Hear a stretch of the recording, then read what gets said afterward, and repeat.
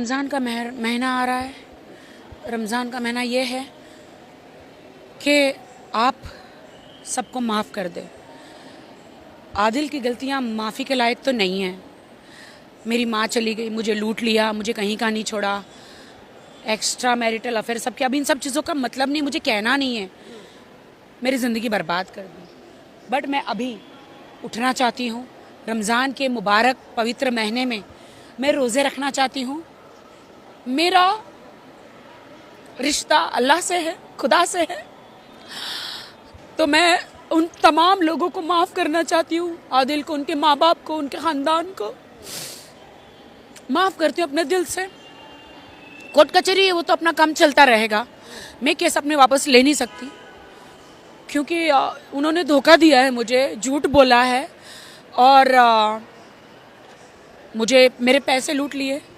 शायद मैं दुआ करूँगी कि उन्हें बेल मिले और वो मेरे पैसे मुझे वापस दे दे, एंड मैं प्रार्थना करना चाहती हूँ। मैं नमाज़ पढ़ती हूँ, 5 टाइम नमाज, और मैं प्रेयर करती हूँ कि आदिल को बेल मिल जाए और वो एक अच्छी ज़िंदगी शुरू करे।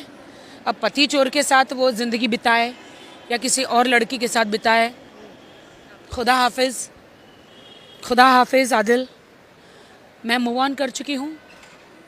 आदिल की यादें 60% मेरे दिल से निकल चुकी है, DNA से, और मैं आगे बढ़ रही हूँ, काम कर रही हूँ। बस उनकी बेल अगर हो जाती है मैसूर से, तो चाहे वो ईरानी लड़की से शादी कर ले या फिर ये पति चोर जो भी नाम है लड़कियाँ, उनसे शादी कर ले। मैं उन्हें अपनी ज़िंदगी में नहीं लेना चाहती क्योंकि मैं I was very loyal, very loyal. अब प्यार नहीं होगा, अब नहीं होगा प्यार, कभी नहीं होगा। भी रमज़ान आने वाला है। देखिए, मुझे खुश रहना है। मेरे जो आंखों से आंसू है ना, वो सिर्फ और सिर्फ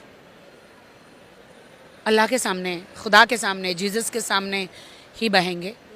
एंड बस यही कहना चाहती हूँ कि खुदा निगहबा हो तुम्हारा, धड़कते दिल क्या सलाम ले लो, मतलब अलविदा। और मैं मूव ऑन करना चाहती हूँ, मैं आगे बढ़ना चाहती हूँ, अपने एकेडमी में ध्यान देना चाहती हूँ, और गुजारिश करूँगी आदिल से कि हो सके तो मेरे सारे पैसे चुका दे। क्या डिवोर्स दे देंगे आप, क्योंकि आपने कहा है कि उनको मूव ऑन करने वाली? हाँ, दे दूँगी। पहले मैं सोची थी कि नहीं दूँगी, वो मेरे पैसे दे देते हैं तो डेफिनेटली डिवोर्स मैं दे दूँगी। मैं दे दूँगी, क्यों किसी को लटका के रखना, जाए खुश रहे। दे दूँगी क्योंकि मैं भी आज़ादी हो जाऊँगी ना, दे दूँगी। लेकिन अगर वो आने के बाद में कोर्ट में ये लिख कर देने के लिए तैयार होता है कि वो चेंज हो जाएंगे, अब मुझे वो नहीं चाहिए। अब आदिल मुझे नहीं चाहिए अपने जीवन में। फिर वही रोक टोक, वही मार पीट, वही सब कुछ नहीं। अब मेरा प्यार एक ही है, वो है खुदा। उनसे मैं सच्चा प्यार करूँगी तो शायद मेरे जीवन में आगे बहुत कुछ अच्छा होगा।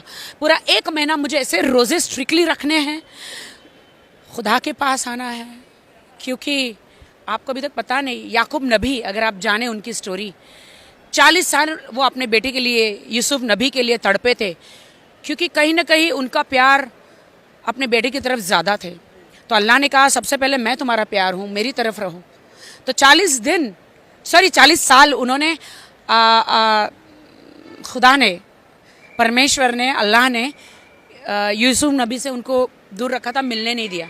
लेकिन जब वो एकदम खुदा के पास आए, एकदम प्रेयर करने लगे, ए खुदा, ए मेरे परवरदिगारा, जो तू चाहता है वही हो, एकदम प्यारा आया। तो फिर बाप बेटे मिल गए।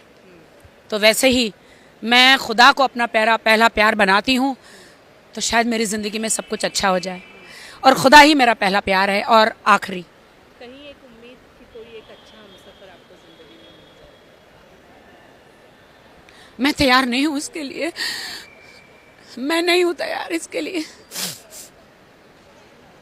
वापस वो विश्वास नहीं आ पाएगा, वापस वो विश्वास, सारी चीज़ें वो नहीं आ पाएगी। इसलिए मैं तैयार नहीं हूँ। अगर खुदा को भेजना है तो वो कब आएगा, कैसे आएगा, मुझे नहीं पता।